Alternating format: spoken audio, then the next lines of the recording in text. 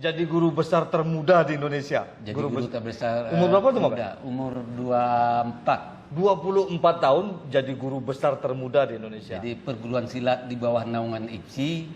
Jadi guru besar termuda itu Mak Ben. Mak Ben ya? Jadi Kandakirul lumayan nelpon. Beliau katakan begini, Dinda, si Pulan itu tidak akan menang, Dinda. Nggak perlu dibantu? Enggak, bagaimanapun Dinda membantunya, tidak akan menang katanya. Lalu waktu itu Mak Ben bilang, justru karena tidak akan menang itu makanya saya sampai di sini, Kanda. Baik sahabat semua, sebelum melanjutkan menonton video ini, silakan di subscribe channel saya ini dan diklik ikon loncengnya. Terima kasih. Jadi Mak Ben, sebelum dulu kan iklan-iklan di TV itu kan, iklan-iklan di koran ya kan. Wah, kami bisa membuat ini, kami bisa membuat ini. Ada Ki Kusumo, Ki Joko Bodo di zaman-zaman itu yang terkenal ya. Iya. Itu yang pertama kali membuat iklan itu katanya Mak Ben. Iya, Mak Ben. Kalau mereka itu tuh sudah 10 tahun setelah Mak Ben itu. Iya. Tapi kok berani waktu itu kan zamannya ada istilahnya banyak ninja, teror-teror gitu Mak Ben. Jadi dan itu memang Mak Ben berasa dapat tekanan berat karena ketika itu orang-orang merasa padahal kan kita maksudnya untuk membagikan pengetahuan, membagikan kasanah Nusantara. Ya, jadi tidak bermaksud untuk mengatakan bahwa saya itu sakti, tidak. Tapi ini memang kasanah Nusantara kita yang harus kita lestarikan. Jadi tujuannya sebenarnya begitu. Tapi ketika itu efeknya akhirnya banyak orang yang menelpon meneror. Bahkan orang-orang yang ngetes gitu ya. Yang sakti-sakti juga menelpon meneror.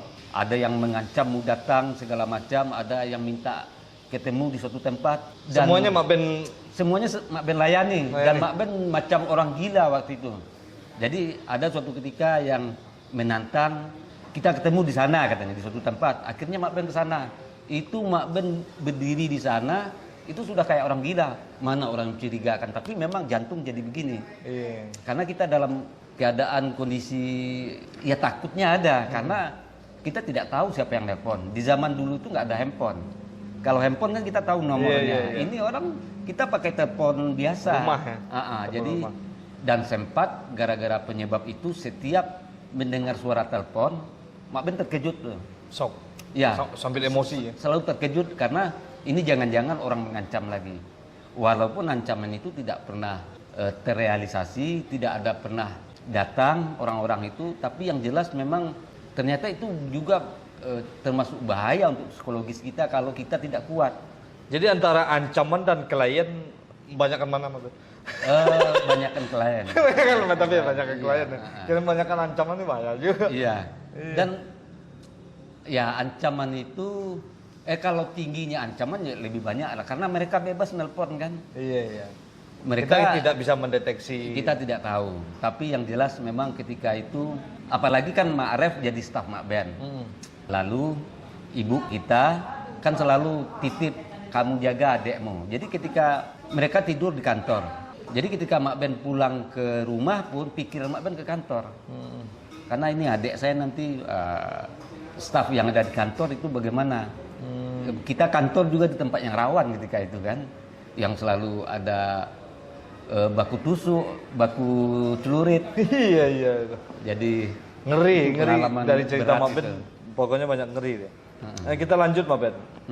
Mak Ben kan mengajar ke Malaysia, membawa keilmuan. Sedangkan di Malaysia itu kan ada istilahnya mudah ditentang juga. Tapi Mak Ben bisa melogikakan ilmu Mak Ben itu untuk masuk ke Malaysia dan menjadi seminar membangun seminar-seminar di situ kan tentang seputar kasanah Nusantara, tenaga dalam.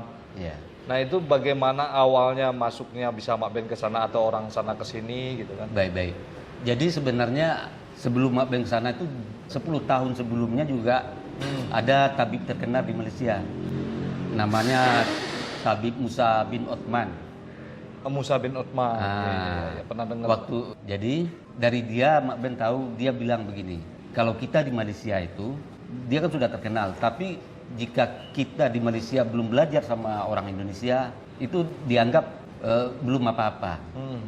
Jadi murid pertama Mak Ben yang orang Malaysia juga tabib terkenal, juga guru orang ya Pak Musa itu. Pak Musa ya. Nah, terus yang akhirnya Mak Ben mengajar ke Malaysia itu Ada waktu itu orang dari Malaysia dan Singapura, mereka rombongan datang. Mereka rombongan kebetulan kan datang Mak Ben bawa ke rumah Afan. Iya. Rame itu. Ramai waktu itu kan. 10 orang lebih lah. 10 orang lebih.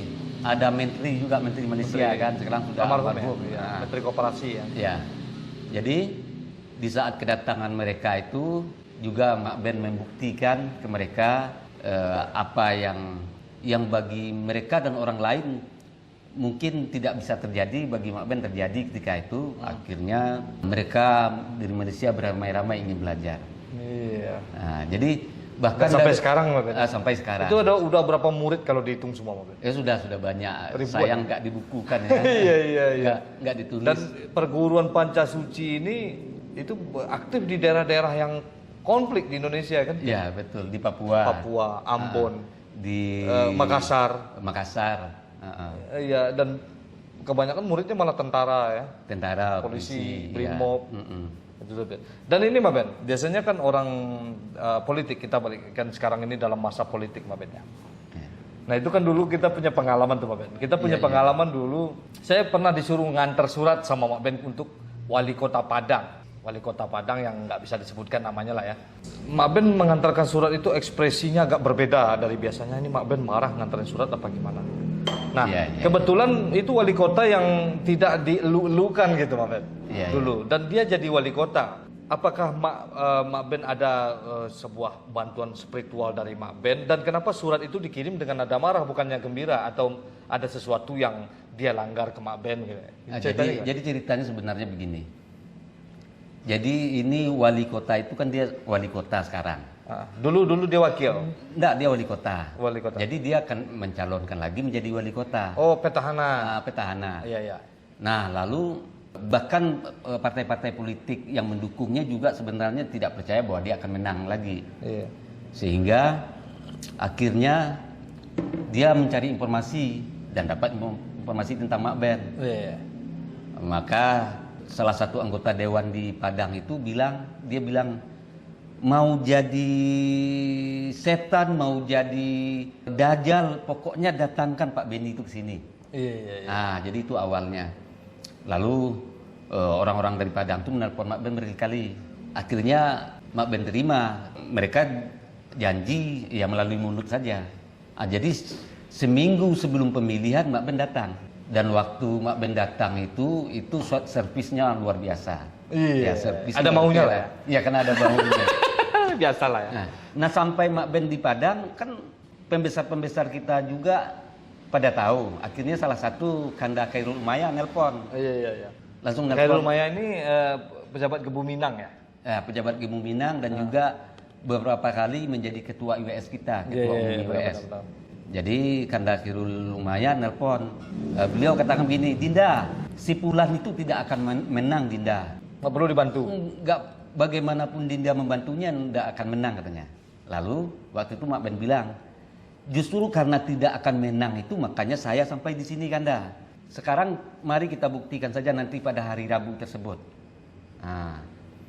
Nah, ya setelah di Padang tuh akhirnya Mak Ben meminta tempat di tempat. Ada janji nggak itu calon wali kota Padang itu? Janji ya sama anggota dewan yang diutusnya aja. Jadi ketemu sama dia juga kita sudah tidak bicara begitu, kan tidak mungkin bicara soal janji lagi karena memang dia bicara kepada orang yang diutusnya itu seperti itu. Jadi waktu kita ketemu ada dengan wali kota itu, sesuatu yang akan diberi yang sangat berguna ya, buat kita ya. Jika menang ya, jadi jika menang ya.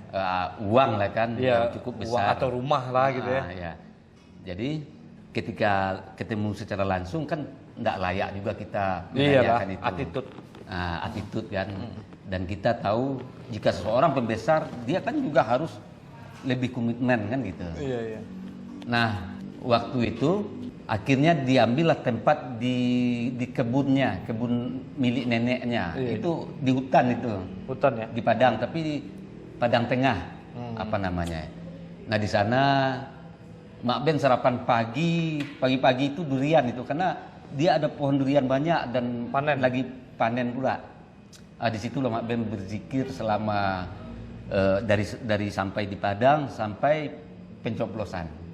Iya, dan kan pas disurvei itu Mak Ben, Itu kan sebelumnya orang lah ini nggak bakal menang, mau setan bantu apa siapa bantu. Pas disurvei kenapa orang mau colok Pak calon yang ini kenapa lari ke sini katanya. Ini Nah itu. lain lagi ceritanya. Jadi kan kebetulan ada murid Mak Ben yang di Pulau Gadung dulu. Dia supir 02. Dia udah pulang ke Padang. Dan akhirnya dia tahu Mak Ben di Padang. Dia nelpon. Ya sudah Mak Ben pergi ke tempat dia. Dia kebetulan kedai kopi. Iya iya. Nah ketika di kedai kopi itu kebetulan biasa di kampung di Minang itu kedai kopi kan ramai bapak-bapak. Mak Ben tanyalah siapa yang bapak pilih kemarin waktu pencoblosan. Ah di sini menariknya bapak ini langsung cerita. Ini aneh saya kata dia kan. Dia bercerita. Nah yang murid ini yang punya kedai kopi itu mendengar aja kan. Jadi begini, padahal malam sebelum pencoblosan lawannya yang menang ini mendatangi kami ke komplek kami, ngasih kami uang malahan. Kata dia. Iya. Terus ya kami di warga kami di perumahan ya sepakat akan coblos dia. Tapi entah bagaimana ketika masuk bilik pencoblosan mau mencoblos yang kami ingat kumis. Jadi kumis orang itu yang kami ingin. Jadi bukan calon yang datang ke kami kemarin itu. Iya. Jadi setelah begitu kan, oh gitu ya, aneh ya. Iya saya juga heran, kata dia, kata bapak-bapak itu.